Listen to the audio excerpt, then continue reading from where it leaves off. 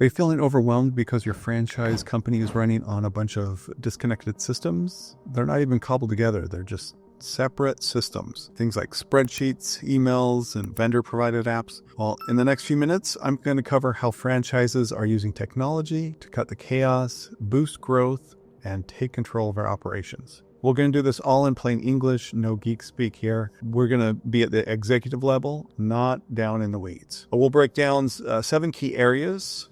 System consolidation and integration, standardizing operations and processes. We're going to cover also technology for vendor management, improving customer experience, security, compliance, and privacy, growth and scalability frameworks, and then finally a franchise dashboard and analytics. So an executive level analytics piece. Stick around and you'll get some practical next steps to streamline your franchise business and set the foundation for future growth. Companies are all about growth. But technology can help business growth, not just in the startup space or in the tech space, but anywhere. Think any company out there, a lot of times the main thing that's holding them back is technology. And I mean that because, they're running around with chaos instead of organization. Their systems aren't working for them. There are some common issues, like multiple vendors and systems, scattered data. We've got a system A, system B, system C. None of them talk to each other. You've got emails and spreadsheets and who knows what. That holds any business back, especially a franchise. Then with franchise specific, you've got multiple locations, you've got multiple franchisees, you've got all sorts of complexity that comes in there. It's not as simple as just running a business. We're going to cover some practical ways you can unify operations and improve all aspects of your management and operations, and you can scale and grow. All right, the first one, systems integration and consolidation. First, consolidation is great. Integration is good as well, but consolidation is even better. So let's take a look at a particular example. Let's say that we are in e-commerce. We have a website. That's one system. We have our ERP system. That's another. We have our accounting system. That's another. And we have shipping and fulfillment. That could be one or two other applications. This is a problem that everyone knows how to solve. So doing it with disparate systems is not really the best practice because we know the solution. It's easy. You can integrate that into an e-commerce platform that provides all that for you and integrates with your existing systems. Now with franchises, it's a little bit more complicated because that problem hasn't been solved to that level. So think about, booking and inventory and dispatch. If you're in like a logistics scenario, a lot of that can fall through the cracks. You'll have a lot of complexity. You'll have a lot of unknowns, and you'll go over here for one thing and over there for another thing. Putting the same data in multiple systems, it's not very effective use of your time or your employees' time or the franchisee's time. Here's one example. I worked with a grocery franchise. They were actually a parent company, and there were several brands underneath, I think 5 of them, underneath the parent company. They consolidated their website. They really wanted a recipe management system. We built that for them. We first asked, okay, what traffic do you get to the recipes? They're like, oh, it's super busy. It really wasn't, but they really wanted it. So we worked on it. We invested time in there. It probably wasn't the best use of the team's time, but that's what the client wanted, and they made the decision. We guided them, and we said we should focus on other things first. But what we did do that was really valuable is we helped them have a different theme for each of the different brands. So, and there was a consolidated back office application that went along with it. That really helped out operations for them, that improved the visibility and the customer experience for their various brands. Now, when integrating with systems, what I always do is take an assessment. Where are we right now? Kind of like saving money. If you want to save money, that's great, but where are you right now? And then the second piece is, what are your goals? So here's a snapshot of where we are.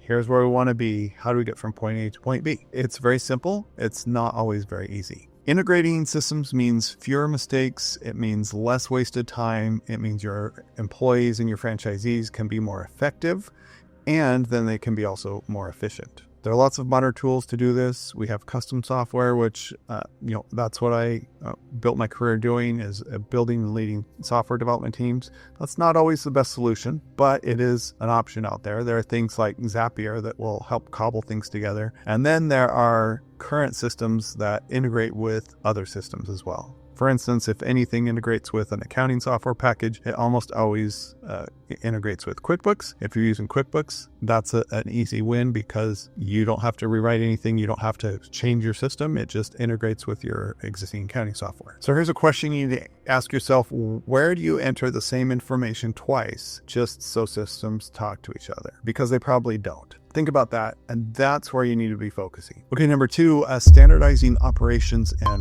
processes. I've spent a lot of time in operations, trying to help companies do more with less, trying to help them be more effective and more efficient. Operations can help provide a better customer experience, faster onboarding for new franchisees, easier to launch new locations. There are several tools that can help you with this. The goal would be to establish what are your requirements, what are your goals, and then look at the different systems that there are out there that we can use. Think of things like a CRM, scheduling tools, even standard operating procedures. If you have your SOPs somewhere common, can all the franchisees look at those? Is there like a learning platform for them or some way for them to onboard new employees and then they're doing it the right way, the same way in every franchise and every location? So here's a question you should ask yourself. Are tasks done differently at each of your locations and franchisees, or is there a clear, repeatable way? We want clear, repeatable processes. Okay, operations, that is probably the most critical piece that you can focus on that will affect every aspect of your business. The next, number 3, is vendor management.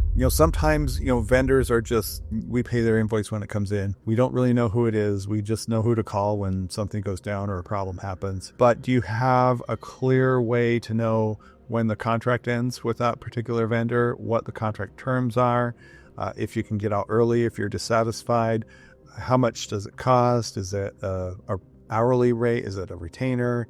What kind of relationship do you have with that vendor? What are they used for? And is there any overlap between 2 or more of the vendors? There are lots of platforms out there for vendor management. Goal will be to establish who your vendors are now and create a list, just audit who your vendors are and points of contact and things like that. Then figure out which system would be best for your situation. So some non-technical wins would be less admin time. Everyone loves to spend less time doing mundane tasks.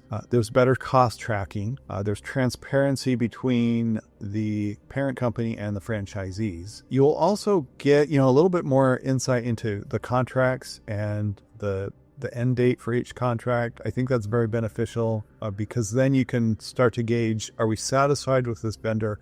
Do we want to keep using them? If the contract renews and they up their price, are we comfortable with that, or do we need to find a new vendor? So you can be proactive on that scenario, and you can make sure that you are using the best vendors for your business. Here's another question. If you had to review every vendor, could you do it in 10 minutes, or would it take you a week? With the system in place, it should just be really quick. Just run a report. All right, the next one, improving customer experience. So think about, we're all customers at various businesses. So think about what you like about certain businesses you work with, you do business with, and certain businesses you don't. Highlight, in your mind, some of the things that they do well. For instance, everyone has to go to the doctor every once in a while. I don't like when I have to check in and they have the exact same information. Why do I need to go to a website, put in all this information, and then click the same thing over and over again? I do like when I have an appointment and they send me a text and they say, confirm your appointment with yes, so you know a Y, or no, that I'm not gonna be able to make it, or R for reschedule. That's very clear. It's very simple. I don't need to check in. I already checked in. They just saw me last week, or whatever the situation is. That's a great customer experience. So how can we improve our customer experience for our franchisee customers? The SMS, text messages, those are great. We have portals, self-service applications. A lot of times people want to build a mobile app. I would start with a portal. You want to give instant access to your customers, for your end users. You want them to be able to do things for themselves. they will be happier. You'll be happier. You'll have less calls coming into the office or your franchisees. It will just help everyone out. And they'll be willing to do business with you more often because the customer experience is better. And another aspect of that is, how does tech give insights into their customer satisfaction? You want to shorten the feedback loop. You want to make sure that the customer is getting the best service possible and that they have the best experience every time they interact with your company. Another rhetorical question: when your customer calls, do you know their status immediately or do you have to track it down? I mean, that's not really for you, but that's for the franchisee. The franchise owner, the parent company probably doesn't know that, but they should know the answer. They should know that the tools are in place for each franchisee so that they don't have to think. The number comes in and it automatically looks up their account. That would be ideal. All right, number 5, security, compliance, and privacy. These are very boring topics, but let's start with security. They were one of my first clients. They're great people, but they were under attack by a ransomware attack twice in a little less than 2 months. They spent probably 2 weeks with a bunch of consultants working full-time around the clock to get their system up and running because they didn't have a disaster recovery plan. They didn't have adequate backups. They didn't have access to their machines anymore because they were held for ransom. Now think of that, how much do you think that cost? I think both attacks, it's probably like $200,000 to $300,000 that they spent, all because a Windows server went unpatched. So there are a lot of ways to mitigate that risk. One of them is to keep things up to date, but another thing is to have a repeatable process for disaster recovery. Cybersecurity is a huge threat.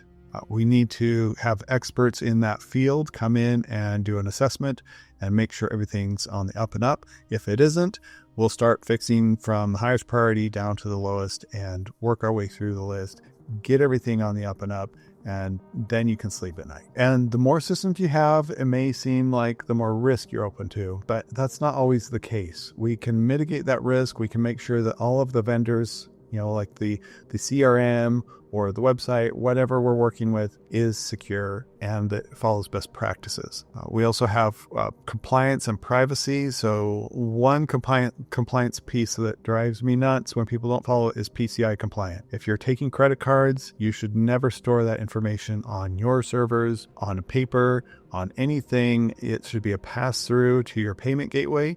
And if you're doing recurring billing, this is a little down in the weeds. You will say, all right, here's our credit card information. We're going to charge X dollars a month and it will recur every month. You send that to the payment processor. It sends you a token back. You save that token and you just go against that token every single month and you're good to go. Another one is privacy. GDPR is a big one in Europe.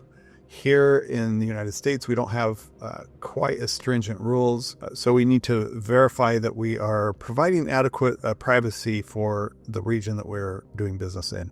We want to make sure that privacy is at the forefront and we're not sharing information with other people. We're not exposing it. We're encrypting what needs to be encrypted, and we are stewards of that data that we have for our customers. All right, so the question for this section is, who controls your sensitive data? And could you verify that it is protected adequately? Can all of your vendors verify that every piece of personal information that should be protected is? All right, number 6, we're almost there, 2 left. Growth and scalability. So growth is an interesting thing. I know a lot of people try to use construction analogies. That does not work because when you're building a house, you're building a house. When you're building an office building, it will always be an office building. You don't build an office building that's 2 stories and then say, oh, by the way, when we get a lot of people renting offices, we want to make it 50 stories. That doesn't work because the infrastructure is important. You build it differently based on the number of stories you have. Now, technology, you can kind of, build your airplane while it's in the air, but you still need to have some frameworks in place to scale. A lot of times, the cloud is a good enough place to scale. Sometimes if you have something that is location specific, you may have a little bit of a tweak you have to make. But I think, Just by using the cloud on its own, that is more than adequate to scale. You can scale location-wise, you can scale out, you can scale up. There's lots of options for scaling. Your software also needs to be written in a way that will help you scale. And that's the piece that you'll need to potentially rewrite and parts of it if you have custom in-house software. It sounds daunting, but let the experts handle it. It's really not that complicated for you as a business owner. It can be complicated at the technology level, but there are lots of smart guys out there that love doing this kind of stuff. So here's a visual. Let's say you grow from 10 to 100 locations. Can you keep the same size for your parent company? Or do you have to have 10 times the number of employees? And then how does your tech work? There's some interesting things with scale. Startups deal with scale all the time. And then, I have clients that they are very busy certain parts of the year, and we need to scale for them. And then we scale up for those busy times and we scale back down for the not so busy times.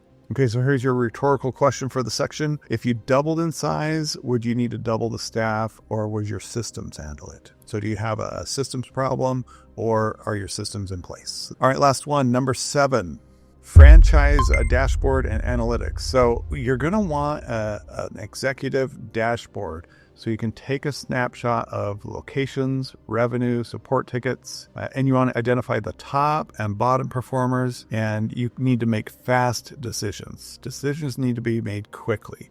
So the information that you have available needs to provide the information to make those decisions. The first easy step is to either write a little something or a spreadsheet that will create some graphs for you so that you can see your dashboard as a manual process. Then you can look down the road and see, how do we integrate with these different systems? What reporting tool do we want to use? How are we going to use this dashboard? So the question you need to ask yourself is, if you wanted a company snapshot right now, how many people would you call, and how long would it take for you to get that information? Okay, well, that's it. If you made it this far, thanks for watching. Just to recap, tech isn't just for startups. It's a foundation for any business, especially franchise companies and franchisees. You want to have a repeatable process for all of your franchise owners, your franchisees, and they need to be able to just plug and play. Just drop one in and they are off running. That way they could be more effective, they can be more successful, and you could be more successful. As always, if you found this valuable, please like the video, share it, subscribe. If you want to get 15 minutes with me, book a call. I'd love to see how I could help you out. And thanks for watching. I'll catch you again next time.